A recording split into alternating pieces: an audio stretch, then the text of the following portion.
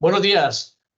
Gracias, Francisco, por estar aquí. Hoy lanzamos la siguiente entrevista dentro del podcast, dentro de la estrategia que tenemos en el Observatorio de Privacidad y de Ciberseguridad de Autelsi, de la Asociación de Usuarios de Telecomunicaciones y Sociedad de la Información. Y hoy con nosotros tenemos un buen conocido de la casa, de Autelsi, pero también a nivel nacional, pues un referente en materia de ciberseguridad. Hoy contamos con Francisco Lázaro, que ocupa el cargo de responsable de seguridad, el CISO de la organización Renfe, además de ostentar también el cargo de delegado de protección de datos. Y bueno, pues su trayectoria habla por sí solo, ¿verdad? Porque durante estos últimos años de su trabajo, de toda la experiencia, pues ha recibido premios como la medalla, el distintivo blanco al mérito de la Guardia Civil, premios como la revista SIGE de 2018, también a su trayectoria profesional en materia de ciberseguridad y de seguridad, y a su trayectoria profesional también con un premio de Arlan en el año 2012. Y participas no solo con Autelsi, que en Autelsi lideras y presides el grupo de calidad y de seguridad de Autelsi, y que además, en nombre de Autelsi, estás participando en el Foro Nacional de Ciberseguridad como representante de Autelsi. Y recordemos que este foro forma parte de la estructura nacional de seguridad nacional, lo cual pues habla por sí solo. Además, participaste también a nivel de la Estrategia Nacional de Ciberseguridad en el Comité de Expertos Independientes. Ya, o sea que digamos que tienes una extensa trayectoria. No olvidemos que también formas parte de los comités de normalización de UNE en toda la rama que hay de tecnologías disruptivas, seguridad, ciberseguridad, privacidad. O sea que tenemos una persona con nosotros que es un lujo tenerla para poder iniciar este siguiente podcast y poder hablar de lo que atañe a Autelsi, que tiene que ver mucho con la ciberseguridad. Entonces, pues muchas gracias, Francisco, por estar con nosotros. Muchas gracias, Óscar, y muchas gracias a la asociación, como siempre.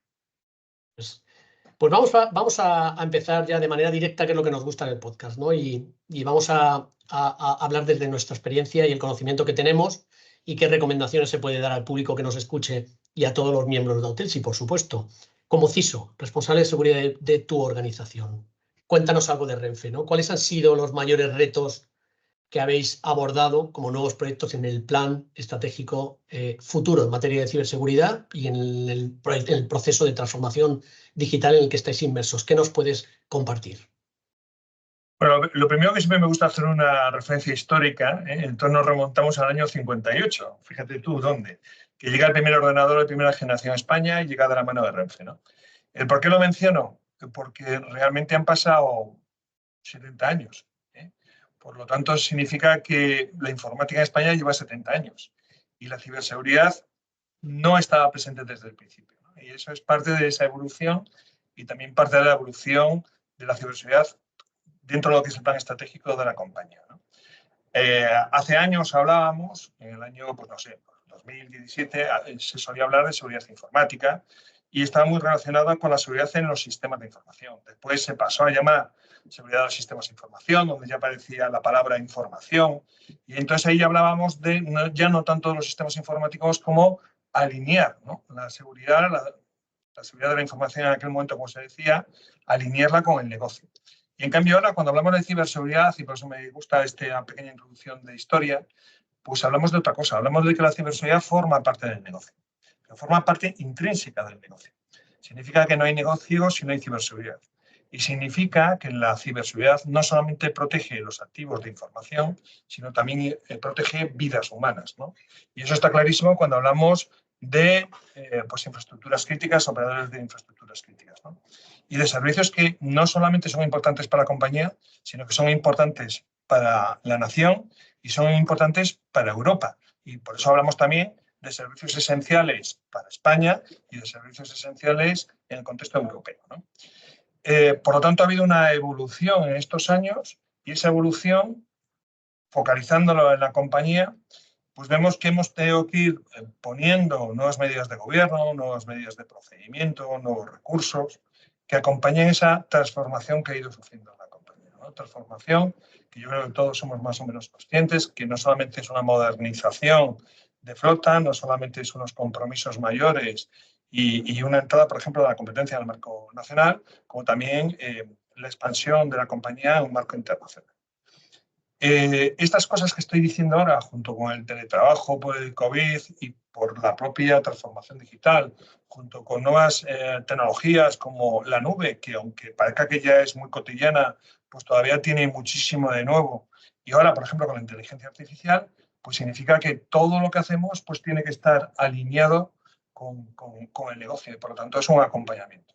Si la empresa sale al exterior, sale fuera de España, la tenemos que acompañar y tenemos que poner nuestras estrategias y nuestra forma de trabajar también en ese acompañamiento fuera, ¿no?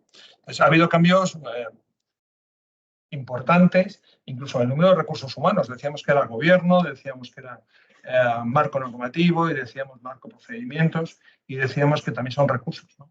Y en recursos pues hablábamos porque como se evoluciona hacia la nube, también hay que poner medidas de seguridad en la nube.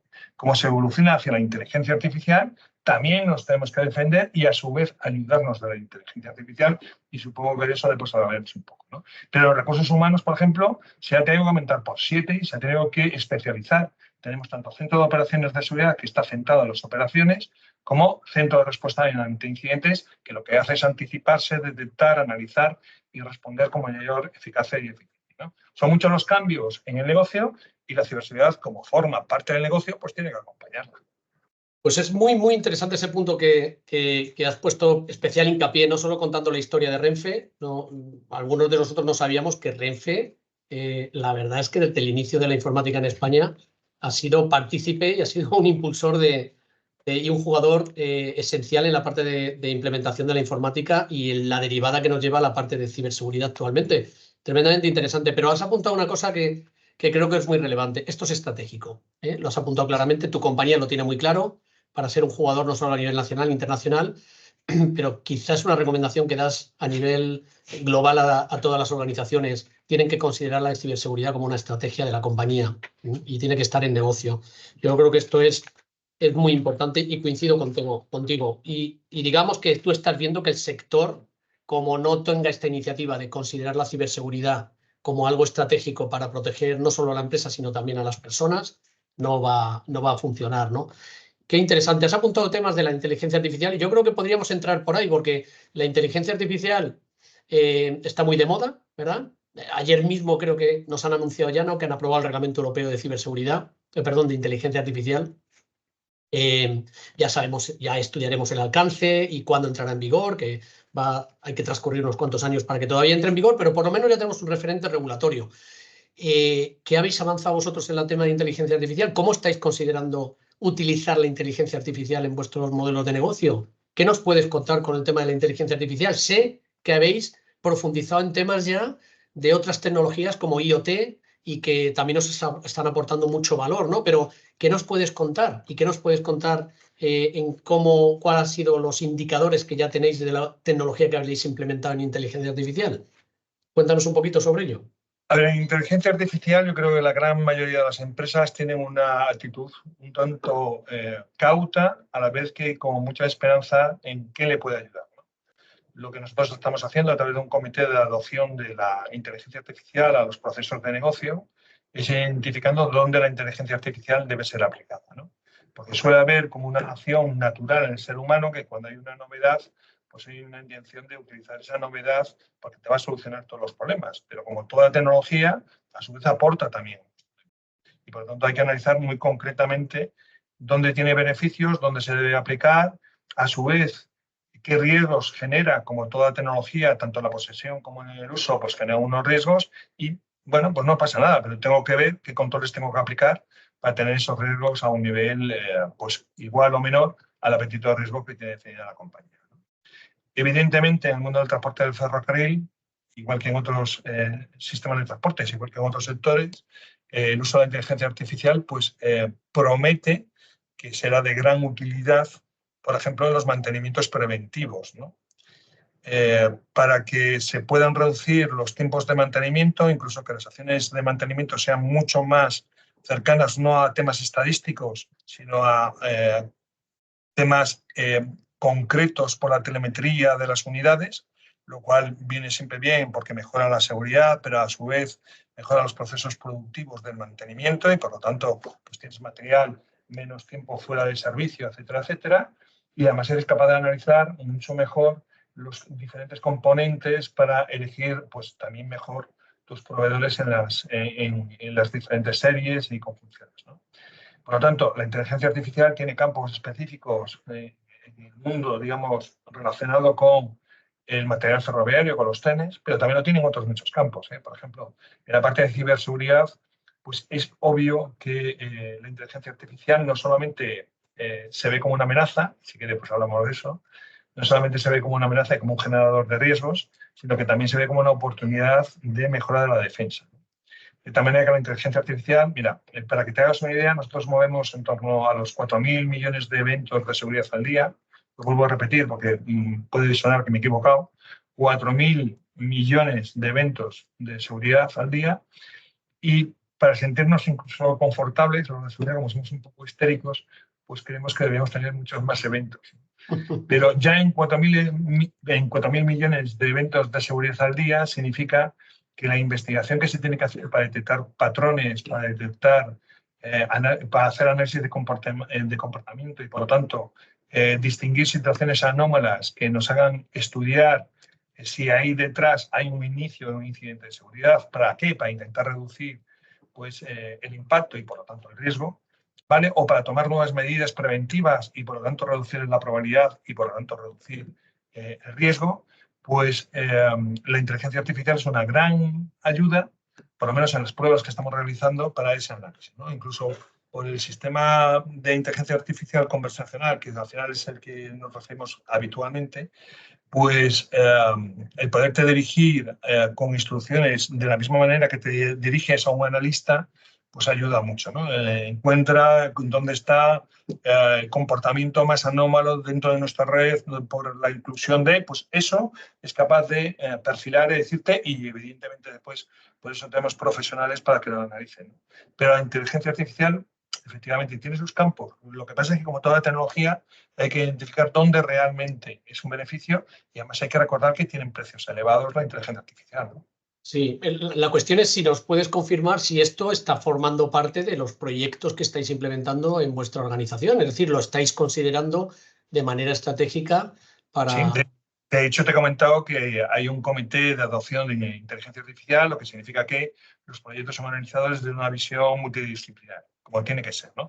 Que por otro lado las empresas punteras en España es también como lo están abordando, ¿eh? Lo están haciendo a través de comités, incluso alguna la disgrega en lo que le llaman las mesas, pero ahí tiene que participar, por ejemplo, legal, tecnología, ciberseguridad, protección de datos, negocio, y con eso es con lo que se identifica qué es lo que se quiere hacer, cuál es la mejor tecnología, cuál es la mejor arquitectura para esa tecnología. Pues, por ejemplo, parece razonable que cuando subes información confidencial, pues el control de acceso a través de la inteligencia artificial pues tiene que ser similar al que se está realizando en otros sistemas en los que está almacenado o donde se procesa esa información, ¿no?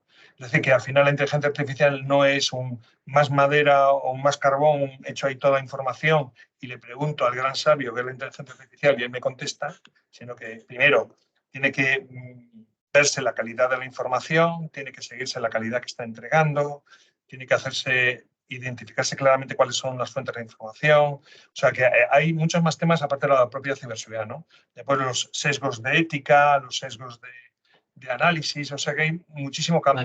Clarísimo. Hay muchísimo campo, pero bueno, mencionas una cosa importante y es que no solo es querer adoptarla, sino que hay que hacer un seguimiento de qué se hace, cómo se hace y por qué se hace y la razón de ser de implementarlo o no implementarlo. Y además conlleva un coste. Yo sé que además alguna vez en algún sitio habré leído temas puntuales. Yo creo que le estáis implementando temas de inteligencia artificial en la parte operativa y con el tema de incidentes también.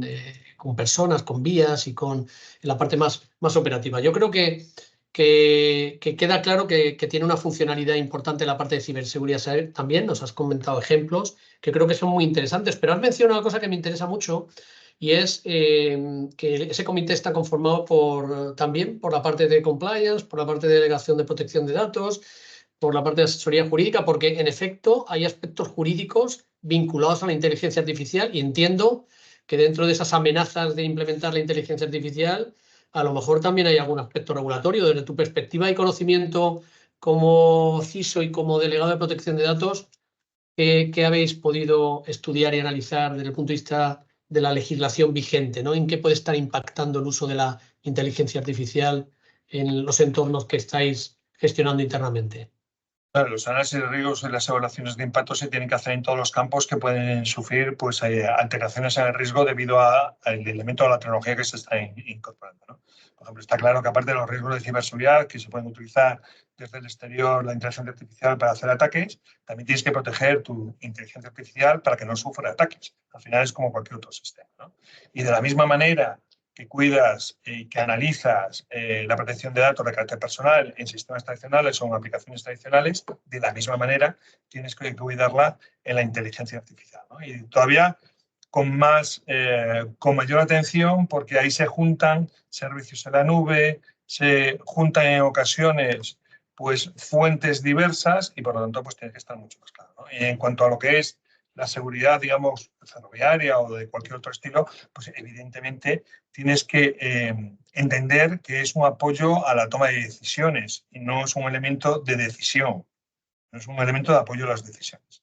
Porque, por ejemplo, también existen pues riesgos legales, no solamente en cuanto al copyright, que en este caso no aplicaría porque se alimenta con información propia de la compañía, sino que estamos hablando que también existen riesgos legales en cuanto a la toma de decisión y a las responsabilidades, ¿no? No puedes decir, no, yo he hecho esto porque la inteligencia artificial, pues digamos que me ha encaminado o ha tomado la decisión, ¿no?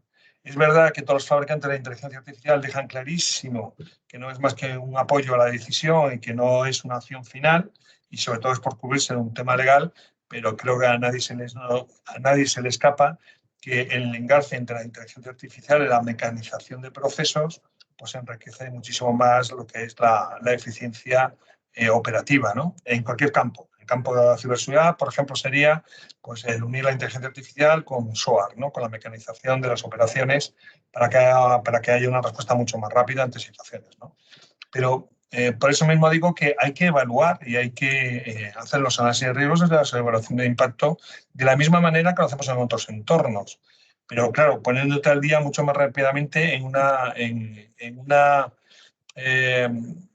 tecnología y en unas metodologías que muchas veces no son transparentes.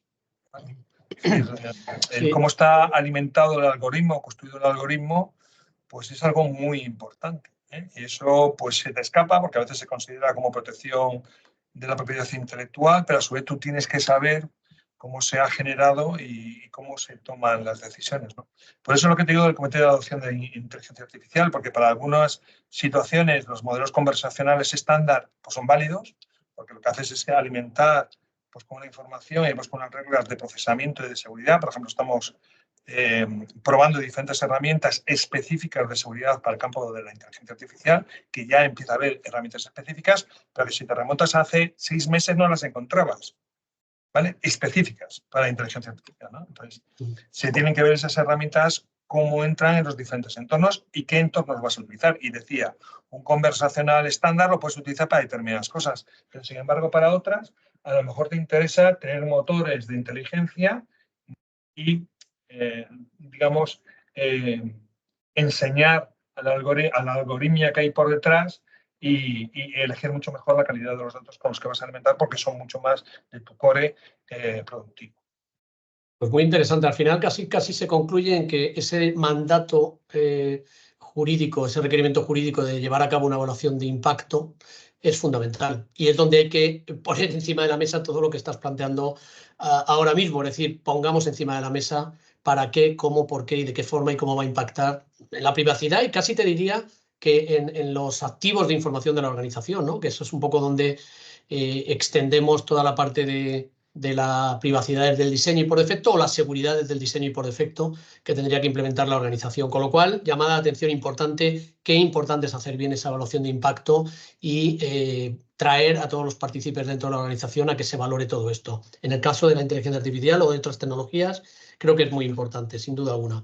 Bueno, vamos a ir concluyendo, pero para concluir, quizás te doy ya entrada a que nos cuentes un poquito, dentro de ese trabajo que haces tú en el Foro Nacional de Ciberseguridad y como formas parte de la estructura nacional de seguridad, cuéntanos cómo ves el futuro.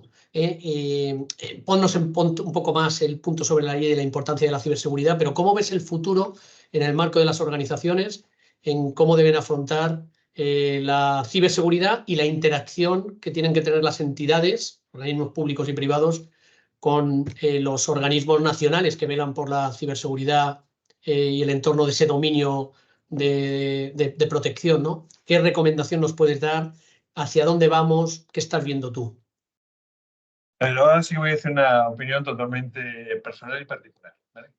Pues creo que la legislación nos ayuda y además yo soy un firme defensor de que la legislación tiene que existir y es un buen acicate para las compañías. Evidentemente, compañías como la mía, que tiene una elevada conciencia en seguridad por cuestiones históricas, pues lo tiene clarísimo y es muy fácil mandar determinados mensajes y concienciar al personal. Hay otras empresas pues, que no tienen la misma cultura de seguridad, igual que hay empresas que tienen una gran cultura de riesgos, como puede ser la banca, y hay otras que no lo tienen tanto. Esto es una cuestión de cultura de sectores, ¿no? Entonces, en algunos es más fácil que en otros. Por eso la legislación ayuda a qué? A normalizar, a decir, bueno, pues estos son los principios mínimos y los requisitos que tienen que cumplir las organizaciones. Y aquellas que no estén mentalizadas de principio, pues es un acicate para empezar a hacer. Y aquellas que ya estamos mentalizadas, pues es un acicate para saber que estás en el correcto camino, ¿no? Incluso para echar cosas de menos. Entonces ahí es donde entra mi opinión muy personal y muy particular, ¿no? Yo creo, por ejemplo, que el Esquema Nacional de Seguridad, el Real Decreto Ley pues, 311/2022, pues viene a traer muchos años de experiencia en el Esquema Nacional de Seguridad y para los sectores públicos. Es muy, muy interesante que haya evolucionado y hay que recordar que se mete en la cadena de suministro. Como sujeto obligado está ya la cadena de suministro. Luego es importante recordar eso, que ya no solamente el Esquema Nacional de Seguridad aplica a las entidades públicas del Real Decreto Ley pues, del 40/2015, ¿no? A las entidades públicas, sino que también ahora ya son entidades, son empresas privadas que suministran productos y servicios que hablan de redes y sistemas de información de la administración.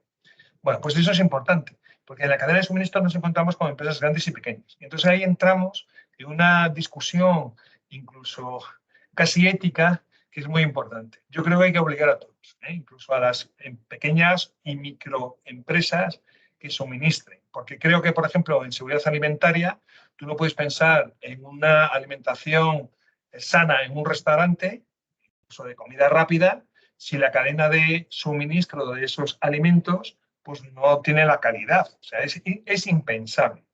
De la misma manera que cuando se habló de la directiva de transparencia, pues hablaba de que las empresas con 50 más pues, tenían que tener un delegado de protección de datos, ¿vale? Que se habló de eso, pues nadie piensa que una empresa de 50 o más empleados tiene que tener un CISO. Eso no aparece en ningún sitio. Ni aparece en la Esquema Nacional de Seguridad, ni aparece en la directiva NIS2. Es decir, que hay una cierta... no sé cómo decirlo, hay un cierto desnivel entre lo que consideramos normal en protección de datos y lo que consideramos normal en ciberseguridad.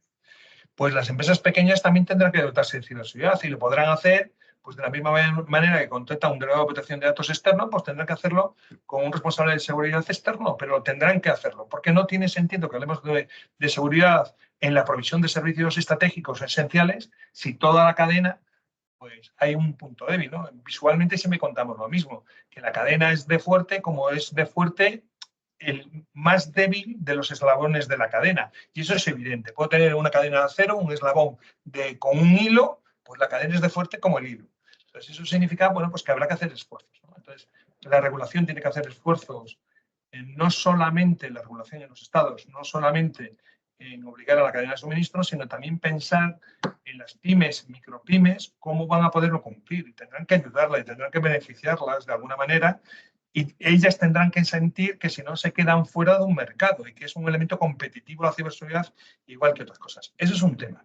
Y lo otro que me parece relevante es que vamos a llegar tarde en la transposición de la NIS2. Yo ya hago aquí cojo la bolita y digo, vamos a llegar tarde. Y hay un tema pues, que no se quiere hablar, y pues yo digo que es una opinión totalmente mía y personal, que es de las autoridades de control. En España tenemos diferentes autoridades de control el escenario pasando de 170 pues, entidades de servicios esenciales a 5.000 y con 50.000 importantes, pues abre un tema que creo que es relevante, que es pasar de 2-4 autoridades de control y hacer de referencia a 27. Entonces, pues eso se tendrá que solucionar de alguna forma. Y unido con lo anterior, que es si vamos a tener muchas autoridades de control, lo que significa muchos criterios, al final, aunque las bases sean las mismas, pues la interpretación es la que es y el desarrollo es el que es. Si vamos a tener uno o más de uno, pues está también asociado a los recursos. O sea, no es posible crear obligaciones sin dotar de medios económicos y humanos. ¿Vale? Entonces aquí se juntaría el tema de la carencia que tenemos de recursos humanos especializados en ciberseguridad, que según la fuente que consultes, pues la cifra entre 40.000 y 185.000 profesionales de ciberseguridad en España ya en este año, ¿vale? Bueno, pues puedes discutir la cantidad, pero es obvio que se quedan muchísimos puestos sin cubrir y se quedan muchos puestos sin cubrir porque no hay profesionales por un lado y por el otro lado las empresas no se dan cuenta que cuando hay carencia de profesionales, los sueldos se elevan. Esto es una cuestión de sentido común, ¿no? Entonces, bueno, pues son varios los temas y aunque he juntado la parte de los profesionales, por lo que quiero decir es que a las autoridades de contabilidad hay que dotarle de medios económicos y de medios humanos. Sin eso no hacen una labor que es esencial, la supervisión. ¿Por qué cumplimos con la ley, de tráfico? Pues uno lo cumplimos por responsabilidad, pero la gran mayoría, incluso los responsables, lo hacen por la amenaza de la multa y de la sanción. Entonces, no vale de nada legislar si no hay sanción que acompañe la legislación. Y no vale de nada poner que hay sanción si no se ejecutan las sanciones.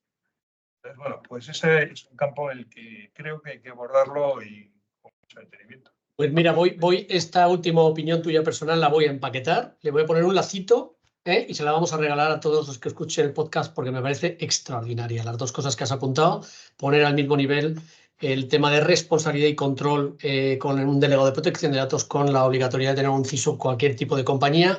Sabemos, los que estamos muy metidos en el campo regulatorio, que está la NIS 1, la NIS 2, pero todavía no terminamos de rematar esta exigencia a toda la cadena de suministro. La comparto 100% y comparto contigo el tema de recursos que hay que dotar. 100% lo comparto y comparto contigo o comparto con todos los que escuchen este podcast lo excelente del contenido y toda la información que nos has aportado. Ha sido un lujo, ya sabía yo que iba a ser un lujo tener este podcast contigo.